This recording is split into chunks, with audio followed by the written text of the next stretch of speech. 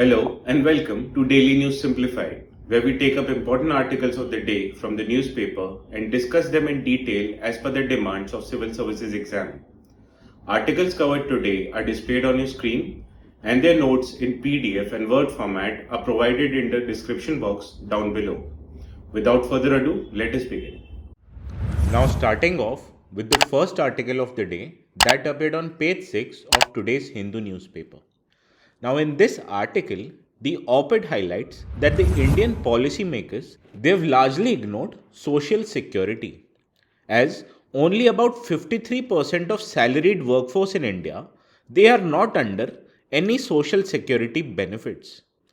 And in effect, this means that such employees, they have no access to provident fund, pension, and healthcare and disability insurances. Now, this article gives us another fact that only about 1.9% of the poorest 20% of our country's population, they have access to any benefits. Also, Indian social security system is also ranked poorly. As a Mercer CFS ranking, it ranked India in at 40th place from 43 different countries in the year of 2021.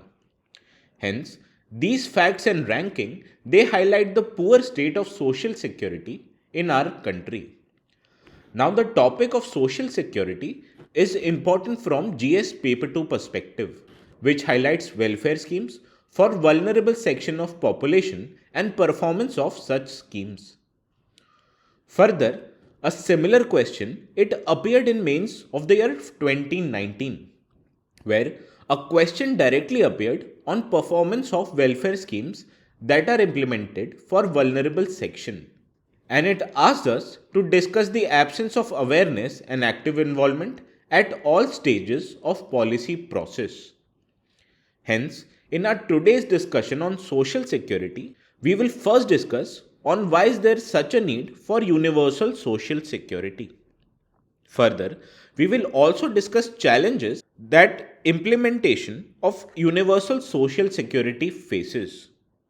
Further, we will also discuss key initiatives that are taken by Government of India as well as governments around the world to further the universal social security. Before concluding today's discussion, we will also take a look at a suggestive way ahead so as to what is needed in order to make the social security provisions in our country universal. Hence, let us start off our today's discussion in discussing why is there a need for universal social security. Now, as per International Labour Organization, a social security, it is referred to as protection that a society provides to an individual. And these kind of benefits, it ensures access to healthcare and guarantees income security, particularly at an old age, unemployment, sickness, etc. Now, only about 24.4% of Indians, they are covered under some form of social security. Whereas India spends only about 8.6% of its GDP on social protection measures, which is well below 12.9% average of around the world. Further, 60% of the pension burden is on the state governments, and this negatively affects their fiscal position. Further, India's overall insurance penetration in the financial year of 2021 was only 4.2%. Hence, these four factors, they highlight the lack of universal social security in the country. And this brings us about why is there a need for universal social security. The first need for universal social security, it comes from our Indian Constitution. As Article 41 of the Indian Constitution, it directs the state for public assistance, which is in case of unemployment, old age or sickness. Further, India has a wide prevalence of poverty, which is highlighted by the recent Niti Aayog report on multidimensional poverty. And this report, it highlights that about 15% of India's population, they are multidimensionally poor. Further, the existence of such large number of below poverty line people, it highlights the existence of missing middle, as about 90% of the Indian workforce, they are employed in unorganized sector. And this means that these unorganized workers, they are highly vulnerable to fall into poverty. Further, there are significant costs which are associated with human capital, as generally providing quality healthcare and educational facilities, they remain inaccessible and unaffordable for a significant portion of population. Hence, providing these population with some kind of universal social security will increase the human capital of our country. Further, providing universal social security will also ensure India's economic prosperity in long term. As social security, it is critical for achieving inclusive growth, human development, increasing technology uptake, etc. Now, after we have discussed the need for universal social security, let us take a look at challenges that implementation of such universal social security is faced with. Now, the first significant challenge that implementation of universal social security faces is the financial constraint of the Indian governments. As India currently, it has a low tax to GDP ratio of only about 12%. Whereas on the other hand, direct tax to GDP ratio is about half of this 12%, which is 6%. And this means that the India's taxation base, it remains very small. And this imposes financial constraint on government in increasing its social security spending. Further, due to this financial constraint, it has led to small budgetary allocation for social security provisions. For example, in the financial year of 2011, National Social Security Fund, it was set up for unorganized sector workers.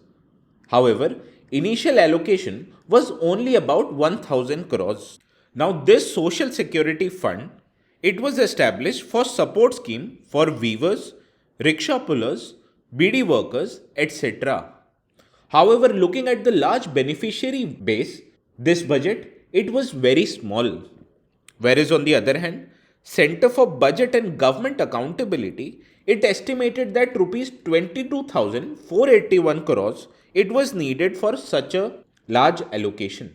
Hence, you can see that the budgetary allocation for social sector spending, it remained meagerly low. Further, another issue which are associated with social security is that of economic growth or social justice. Now, for decent economic growth, what we require is macroeconomic stability. However, to bring macroeconomic stability in the country, the fiscal deficit targets, it should remain low. However, in reducing this fiscal deficit targets, the governments, they reduce their social sector spending, which goes against the notion of government providing social justice to vulnerable section of population. Further, social security schemes, they face issues with respect to their implementation. As India currently, it has a weak civil rights registration system. And this weaker system, it leads to inclusion and exclusion errors, which means that many deserving population, they remain outside the purview of social security measures. Further, providing social security to a large population base would lead to moral hazard, as it will provide population with a perverse incentive, as people, they will not make efforts on their own in order to seek opportunities and generate income. And this, it will have a negative effect on Indian economy in long term. Further, the funds that are provided for social security benefits in India, they remain unutilized. While policies, they are often announced with a large budgetary allocation. However, as per a CAG report, in financial year of 2017, about 1927 crore rupees, they remain unutilized. And hence, it means that funds which are allocated for social security, they remain unutilized. Now, after we have discussed challenges that are associated with implementation of universal social security, let us look at key initiatives that are taken by Government of India for social security protection. Now, the first initiative that was taken by Government of India, it was global commitment to social security protection. As India, it is currently a member of International Labour Organization, which means that India has exceeded Universal Social Security Protection or USP of year 2030 by the International Labour Organization. As well as India is also a party to Sustainable Developmental Goals and Target 1.3 of SDG. It highlights the need for universal social protection. Further, Government of India it also brought a code on social security in the year of 2020.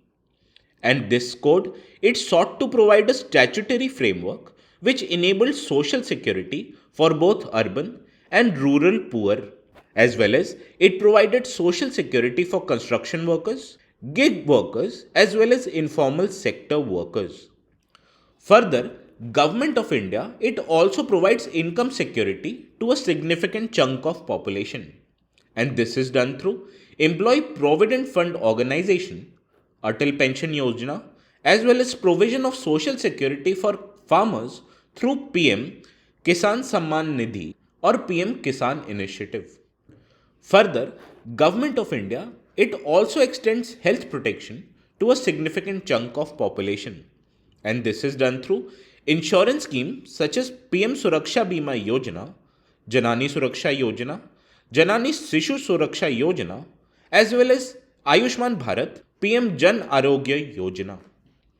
Further, Government of India it also extends social assistance through different measures. First, Government of India it established National Safai Karamchari Finance and Development Corporation, as well as enacted National Food Security Act, which provides food security for about 66% of Indian population. Now, after we have discussed key initiatives that are taken in order to provide social security benefits, let us discuss a suggestive way ahead in order to make these social security benefits more universal. Now, it can be said that India should aspire to provide social security to all its workforce, and it should be done in a manner that is both fiscally as well as administratively feasible. And this can be done through ensuring fiscal prudence of the government. Now, fiscal prudence of Government of India, it can be ensured through two ways. The first is through enhanced revenue collection, which can be done by enhancing the tax base of the government. Further, the government should also ensure in reducing the amount of leakages that leads to illicit fund transfers. And by taking these two measures, the government it can ensure fiscal prudence which will help increase spending on social security imperatives. Further, there is a need to expand contributions which are currently made under Employees Provident Fund Organization. For example, in case of informal workers who have a meaningful income, partial contributions they can be made, and this can be done by persuading informal enterprises to formalize as well as expanding their total contribution. And contributions for unemployed or those who do not earn enough, they can be made by Government of India. An estimated cost for providing such social protection to the poorest of 20% of our Indian workforce only amounts to about 0.69% of India's GDP. Further, there is a need for greater support which is required for financing social security for majority of India's labor workforce. And this can be done by moving beyond construction as well as gig workers, as there's a need for a push for a pan-India labor force card, as well as expansion of existing successful schemes such as building and other construction workers scheme to other category of workers. And such expansion, it requires loosening of existing restrictions on benefits portability or having a 90-day mandatory cooling off period. Further, state registration process could also facilitate enhanced coverage for workers under social security provisions. Further, special attention it is required for India's domestic workers. Now, these domestic workers, they are mostly migrant workers and they often face discrimination and suspicion from authorities in their working areas. Further, domestic workers, they also must organize themselves across Indian cities. Additionally, there is a need to strengthen administration of schemes that are related to social security, as there is a need to strengthen existing schemes such as employee provident fund schemes, employee state insurance schemes, as well as National Social Assistance Program or NSAP. And this can be done by extending with budgetary support and expansion of their coverage. Administratively, few tinkerings in such a schemes can be achieved. For example, the existing social security framework for unorganized workers, they have become too complex and it has resulted into overlapping areas of authority between state as well as central government, and it leads to confusing definitions between who is a platform worker, unorganized worker, or workers who are self-employed. Further, there is a need for increasing awareness related to social security measures, as it will ensure that more workers they remain aware of available benefits. Organizations such as Self-Employment Women Association or SEWA, which run Shakti Kendras, they may be funded to run such campaigns. And these campaigns, they will provide greater information on social security rights along with services and schemes that government currently offers. Hence, by ensuring government's fiscal prudence, expanding contributions under EPFO, moving beyond construction and gig workers, focusing specially on domestic workers, strengthening the administration of existing schemes, as well as raising awareness of government schemes can enable universalization of social security benefits in India. Now, this was all for today's discussion on universal social security. Now, moving on to the second article of the day, which appeared on page 7 of today's Hindu newspaper. Now, this article highlights that with increasing time, machines and artificial intelligence, they are assisting humans in decision making, particularly with respect to governance. Now, several countries, they have already introduced AI regulations, and government agencies and policymakers, they are leveraging AI based tools to analyze complex patterns, forecast future scenarios, and provide more informed recommendations. However, adoption of AI in decision making is not without potential pitfalls, as the biases which are inherent in artificial intelligence, and these biases, they are often a reflection of biases in data which are used to train these artificial intelligence programs. Now, these biases, they can lead to skewed or unjust outcome, and thereby it represents a significant challenge in integration of AI into governance. Now, this article is about ethics in artificial intelligence. This article, it asks us a question whether AI can it be ethical and moral. Now, this topic is important from GS paper 4 perspective, which highlights ethics, integrity as well as aptitude. Also, a similar question on technology and governance, it appeared in mains of the year 2022. Hence, in today's discussion on ethics and artificial intelligence, we will discuss ethical issues that are associated with use of AI. Further, we will discuss measures that can be undertaken in order to make use of AI more ethical and moral. Hence, let us start off our today's discussion with ethical issues that are associated with use of AI. Now, artificial intelligence ethics, it is a system of moral principles and techniques which are intended to help the system to take informed decisions in an ethically acceptable manner along with being more logically optimal.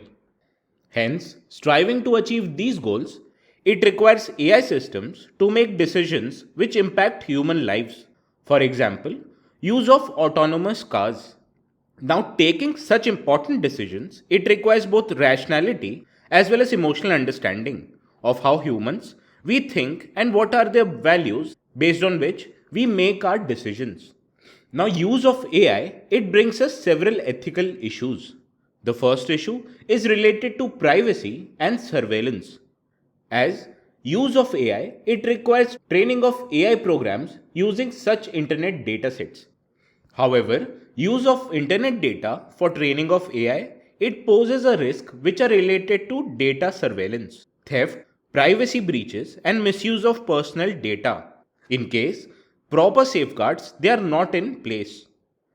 For example, facial recognition softwares in photos and videos which used AI based decision making and image processing, they might aid profiling of individuals. Further, use of AI is also associated with increasing unemployment. As AI automation, it has the potential to disrupt industries which will eventually lead to job losses in an economy. Further, increasing use of AI also brings with it risk of manipulation as well as use of deep fakes. As AI based softwares, they can be used to create realistic and synthetic media, such as deepfake videos or audio impersonations. And these videos and audios, they can be used for malicious purposes like spreading misinformation, fraud, or political misinformation. Another issue which are associated with use of AI is opacity, as decisions which are taken by AI system, they are not currently transparent. And this opacity, it raises concerns with respect to accountability, probity, and most importantly, it fuels distrust among people. Further, there have been biasness associated with use of artificial intelligence. As currently, internet data is used to train these artificial intelligence program. And if the training data, it already contains biases with respect to race, gender, or other parameters, the AI system, it will inherit and amplify these biases, which will result into unfair treatment and discrimination. For example, trial applications developed by predictive policing, it tends to profile people from certain communities as potential threats. For example, blacks in USA, they are subjected to racism by these AI based softwares. Further, these AI based softwares, they have potential to surpass human intelligence, as it refers to an idea where an AI system, it becomes self-governing in itself, and it will make decisions which may eventually contradict human values and intentions. Now, after we have discussed ethical issues which are related to use of artificial intelligence, now let us discuss steps that can be undertaken in order to make AI systems more ethical. Now, to overcome issues which are related to use of AI systems, 193 countries at UNESCO, they have collectively finalized a following design principle for ethical use of artificial intelligence. Let us look at these principles one by one. The first principle is associated with use of proportionality and do not harm principle, as the choice to use AI systems and which AI method to use, it should be proportional in order to achieve a given legitimate aim. And this, it should not infringe upon the human rights and it should be further based on rigorous scientific foundations. Further, use of AI, it should be based on fairness and non-discriminative principles. As AI actors, it should promote social justice and safeguard fairness and non-discrimination of any kind in compliance with law of the land. Further, there is a need to ensure sustainability, as continuous assessment of human, social, cultural, economic, and environment impact of AI technologies, it should be carried out in a continuous manner. Also, there is a need to ensure right to privacy as well as data protection. As AI systems, they should be required to undertake adequate privacy impact assessments, and which should include both societal as well as ethical considerations of their use as well as innovative use of policy by design principle. Further, there is a need to ensure human oversight as well as determination in use of AI, as there is a need to ensure that physical persons as well as existing legal entities, they should be attributed with any ethical or legal responsibilities which are associated with use of such AI systems. Additionally, there is a need to ensure transparency as well as explainability, as this opens up the AI system for a more clearer understanding of its processes. And this, it will ensure that people they fully appreciate the decision making process and its associated consequences. Transparency as well as explainability, they relate closely to adequate responsibility and accountability measures, as well as it will ensure trustworthiness in the AI systems.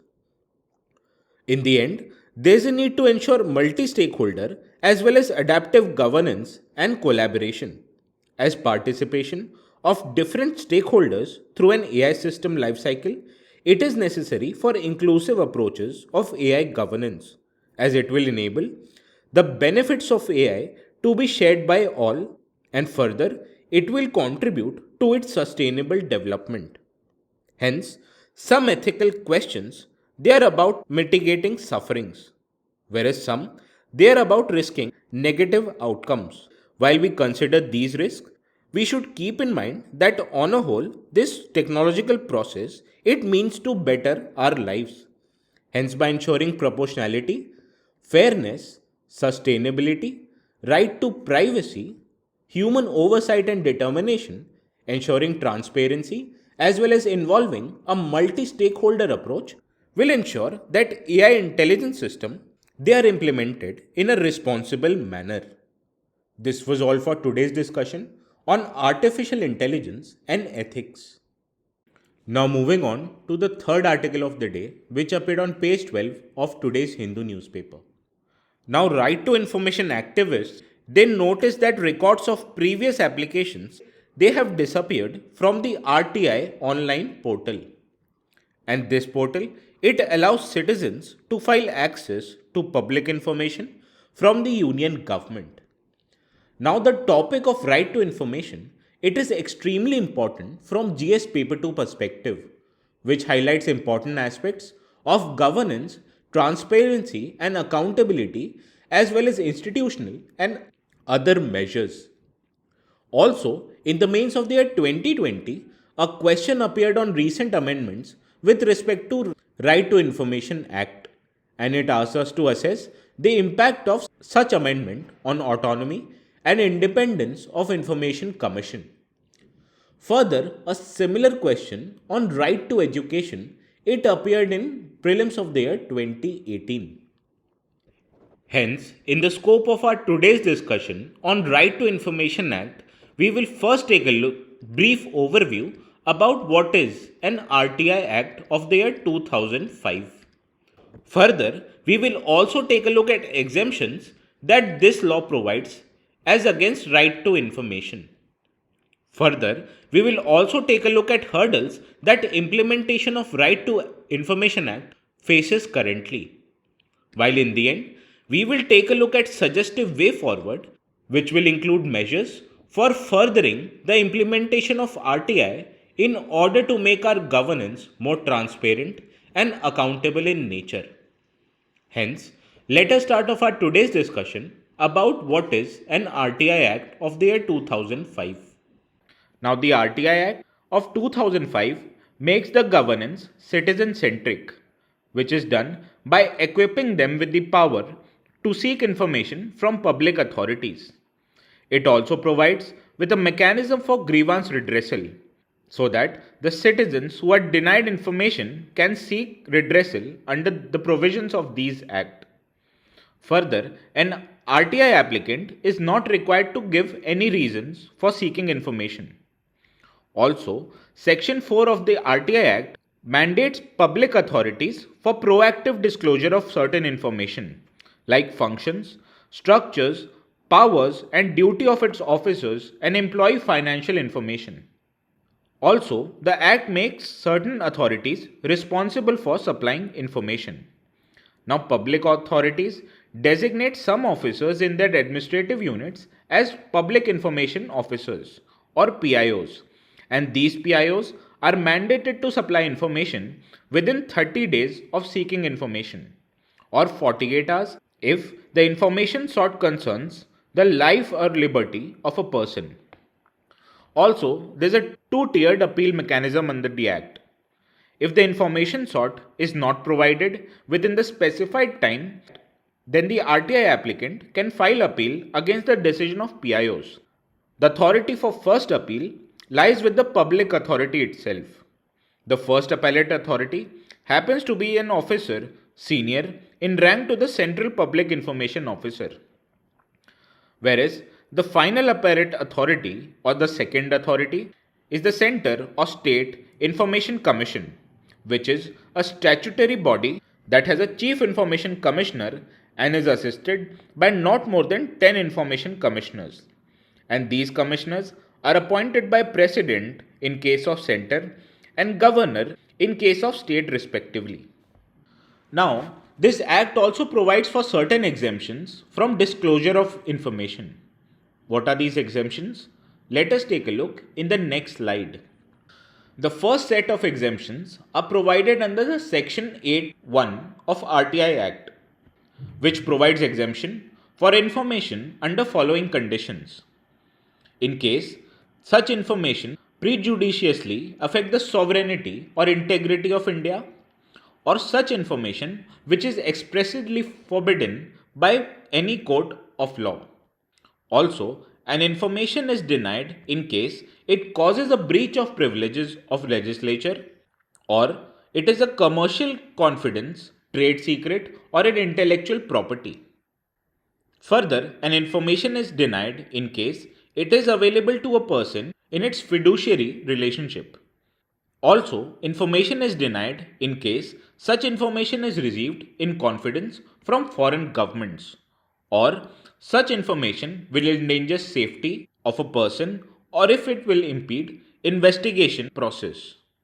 Further, Section 9 of RTI Act prohibits disclosure of information whose copyright is not with the state itself, whereas Section 24 of the Act exempts information which is related to security or intelligence organizations. However, despite such provisions, the implementation of RTI Act faces certain hurdles. What are these hurdles? Let us take a look in the next slide. The first hurdle that the RTI Information Act faces is that there is a low public awareness. According to a PricewaterhouseCoopers study, only 15% of respondents were aware of the RTI Act, and the awareness level is low among the disadvantaged communities such as women, rural population, or marginalized section of society. Further, there are constraints in filing the application, which includes non-availability of user guides for information seekers, non-standardized application forms, non-friendly attitude of public information officers, or inadequate efforts to receive applications through e-governance means. Further, the information provided through RTI Act is of poor quality, which either is incomplete or lacks substantial data. Also, in many cases, there are failure to provide information within the statutory requirement of 30 days. Public officials face certain challenges, which is due to inadequate record management procedures, which is further aggravated by lack of enabling infrastructure. Also, the public information officers are inadequately trained, which is a big challenge primarily due to huge number of PIOs to be trained, frequent transfers, and of huge constraint with respect to availability of training resources. However, there are several steps that must be taken in order to overcome these hurdles. What are such steps? Let us take a look in the next slide. The first step that can be taken in order to improve the implementation of RTI Act is by making the application process more user-friendly, as appropriate governments and public authorities need to design the RTI process keeping in view the needs and convenience of its citizens. Also, the use of digital technology should be promoted. Hence, the records that are required to be catalogued and indexed in manner that the entire data should be available through a centralized system which uses advanced technologies such as big data for data processing. Also, there's an immediate need for investment in infrastructure, as the ARC report had mentioned that the government may allocate 1% of the funds of flagship program for a period of 5 years in order to improve the infrastructure requirements for RTI Act.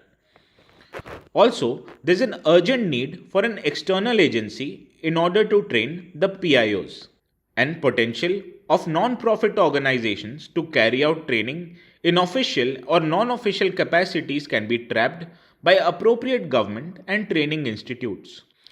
Also, in order to reduce the burden on public information officers, there is an inherent need for promoting proactive disclosures under the Section 4 of RTI Act.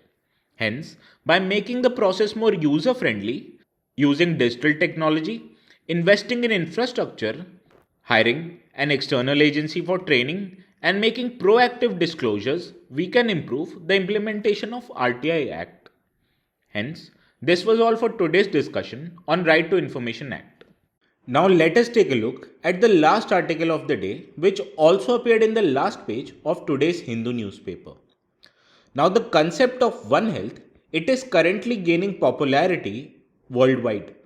And India, it is also taking significant strides to deploy concepts and strategies which are rooted in the One Health idea. And it is done to bolster the way the state of India, it responds to a health crisis. Now the topic of One Health, it is important from GS paper 2 perspective, which deals with issues relating to development and management of social sector and services relating to health, education and human resources.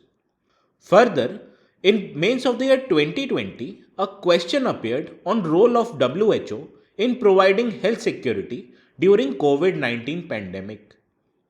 Further, India's public healthcare system, it is also an area of interest with respect to prelims. As in the prelims of the year 2023, a question it directly appeared on India's decentralized approach towards healthcare delivery. Hence, in the scope of our today's discussion on One Health initiative, we will first take a look at what are the driving factors towards One Health concept.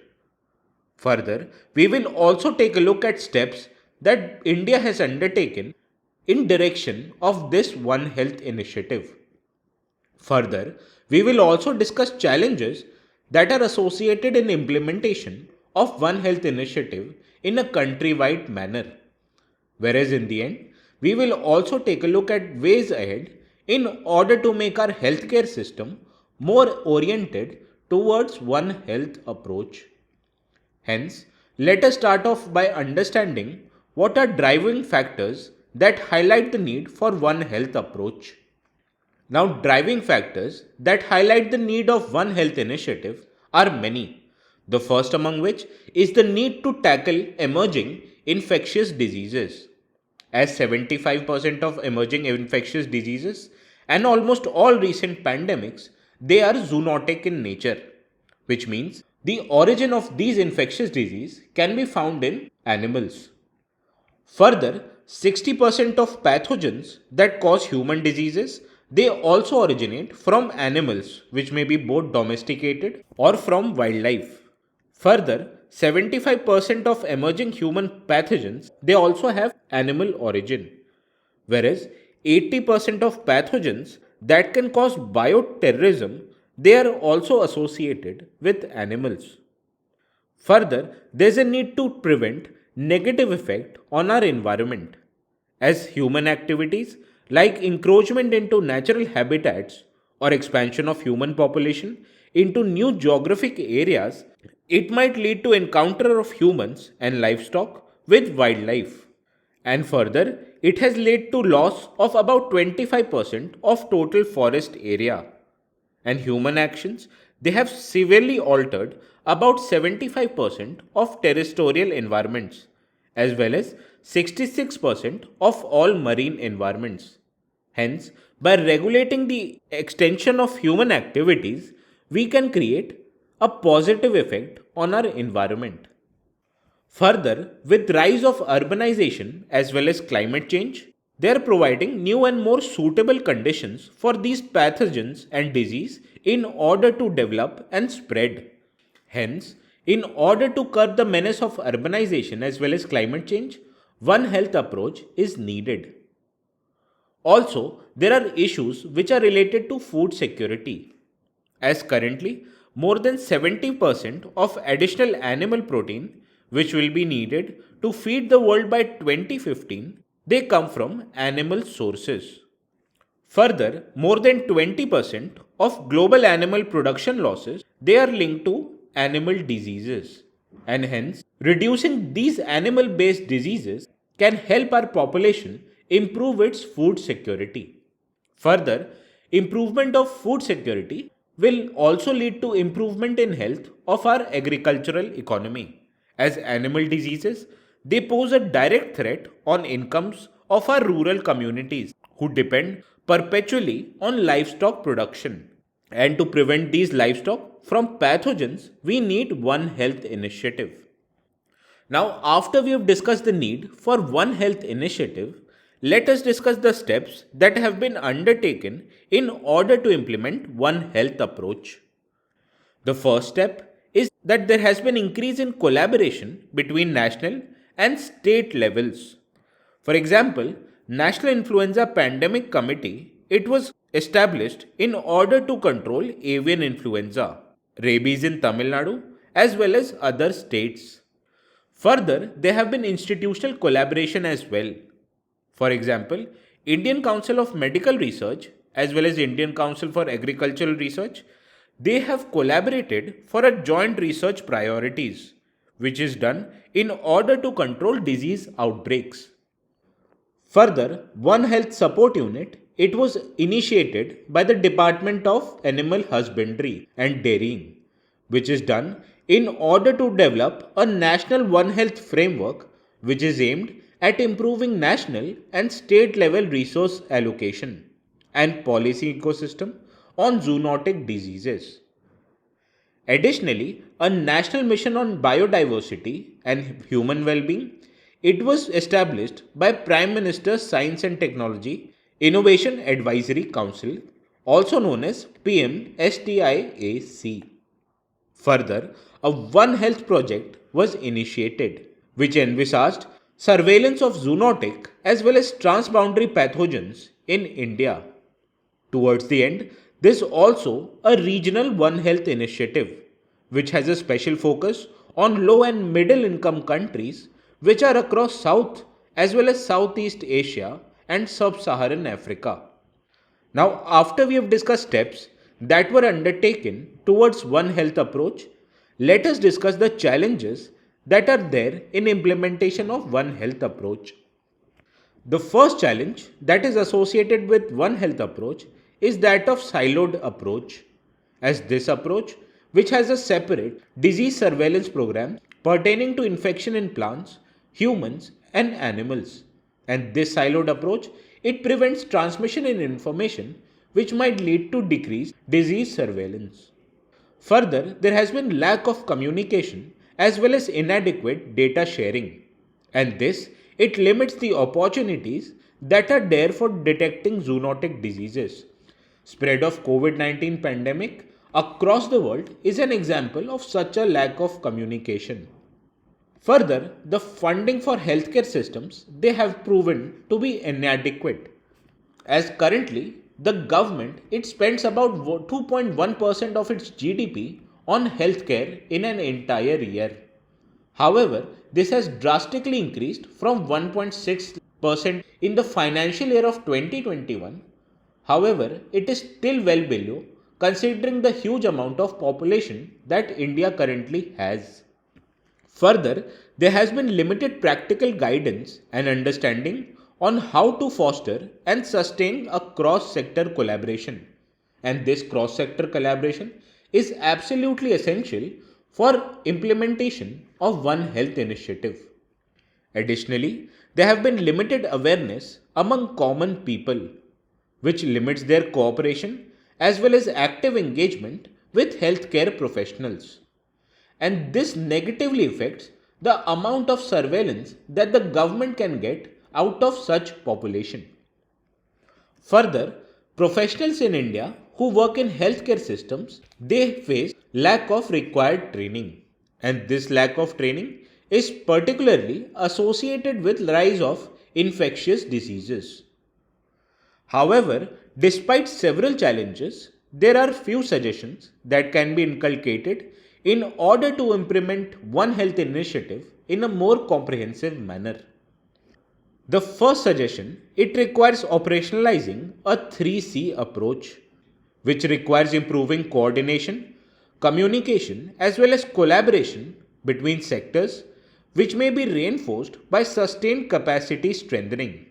Further, this requires a shift from largely vertical programs which are focused on specific diseases. And this can be done by strengthening overall systems of our country, which will enable better collaboration across sectors. Further, there's an imperative need to develop databases and models, which will help in a consolidated approach, which can further involve ecologists, field biologists, epidemiologists, and other scientists as well. Further, there's a need to develop strong nexus between sciences, social sciences, as well as indigenous knowledge.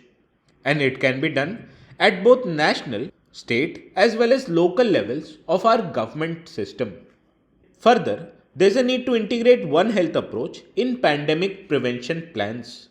As such plans, as it will help improve our pandemic management, which will further reduce the amount of mortality that are associated with pandemics. Hence, by undertaking a 3C approach of coordination, communication, and collaboration, strengthening overall systems, developing database and models, improving nexus among sciences, as well as collaboration among governments, and integrating One Health approach in pandemic plans will help improve our implementation of One Health initiative in healthcare system of our country. Now this was all for today's discussion on One Health approach.